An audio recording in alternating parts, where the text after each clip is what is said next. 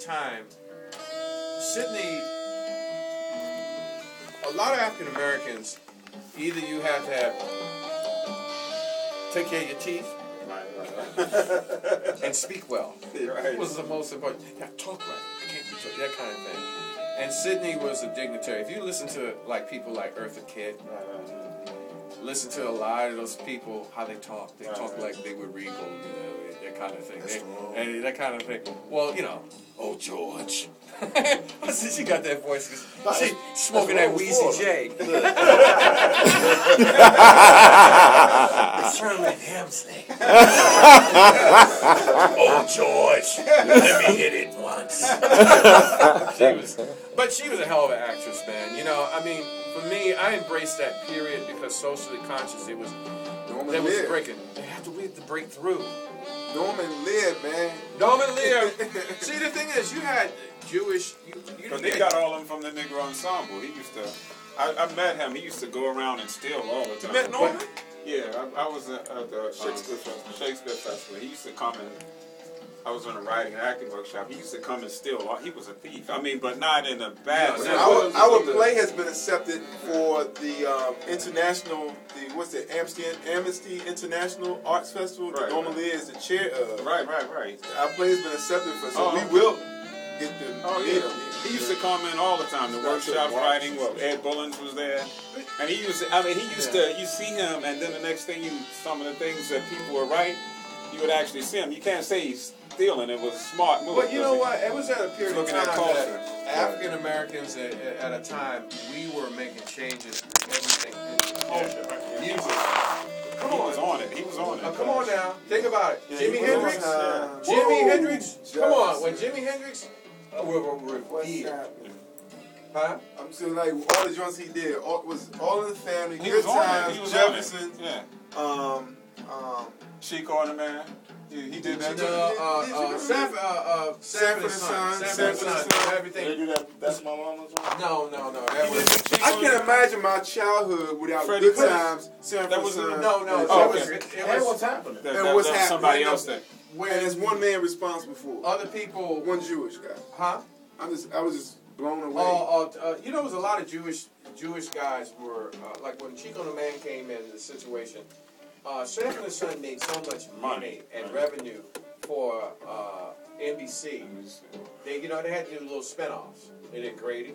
Oh yeah, okay. And then but then you had like Saul Tenenbaum and some other Jewish guy. Yeah, so Chico the Man was developed. It had nothing to do with Norman Lear because Norman Lear's work was so urban and had more weight to it. You said that Chico the Man was a offshoot. A version, a Latino version of Sanford and Son. You would think about it. I mean, when you said it sounds like it is. Think about it. You had Al Alberson. Was he a junk man or something like that? And Chico was actually doing the stuff there. Like that. So, for expression for Latinos, you have to understand. Freddie Prinze was more like kind of taking a bite out of Richard Pryor, but he was that kind of thing. But he, unfortunately, was too young and fell into the same. What happened to him? Drugs. Drugs took him out? Yeah. And no identity. He had no identity. He was so young when he was like 16 when he I remember him coming on the Tonight Show and I remember he did his routine. Like 16. And if Carson asked you to come and sit down with him, you did a great job. And he was like 18 when 20 or something. Yeah, like 19, like 19, 20. And I think he passed. He was like 22. Yeah. Wow. He crashed and burned, killed himself. Like 16 when he was on Carson. Yeah, yeah. And so the thing is, like Paul Mooney pulled like Dave Chappelle aside and told him he said Richard, he said he still misses Richard, he loves him dearly and he misses him, and he says Richard had a lot of demons, and he's seen a lot of people being taken out. He said even when he said I was with Marvin Gaye on his last tour. I call it the death tour. Yeah. They call it the death tour because Marvin was doing a lot of drugs, and you have to realize why would his father kill him? But it was a situation where there was tension in the house. Marvin was bankrupt. IRS at the time. He was he had to leave. He was doing stuff in Belgium. He was doing stuff overseas. But when the last album he did in our lifetime, Motown, has great work on it. You know, like Ego Trippin' is brilliant. That song, Ego Trippin', is brilliant. I love it. And you got praise, but it was more about him.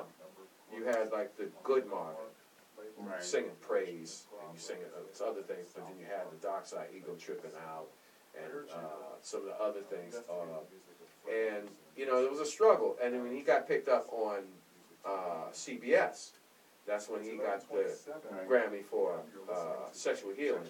That was my least favorite Marvin thing, but he was touring, and he had a stop here in D.C., with his father, and, he was staying with him at the time. Right. And the father and Marvin had got into it, and he's smacking the mother around. And Marvin got in to beat his father, protect his father went in another room, got the gun, came, and, the mother separated them and came in, killed his son. Day before his birthday. Is it true that the gun he shot with was a gun that Marvin had gave him? I don't know. I'm That's what I'm told. I'm gonna be honest. This is kind of strange. I rediscovered Marvin. I've always liked Marvin. I couldn't say I was a Marvin Gaye fan. I bought his albums, but now I'm a fanatic.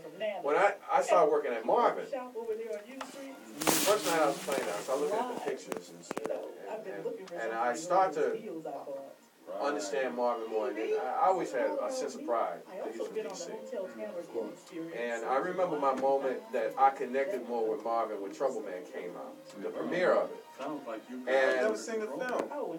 It's out. You can easily get that one now. I'll tell you a place you can buy some of those movies that have them, like in the bins at Melody. Melody. You can go to Melody and find all those cult movies and the rest. Melody is off of Connecticut Avenue. Right up there, right at DuPont Circle. Oh, okay. You can find a lot of those films. I found Ganja and Hess. Ganja and Hess is probably one of the...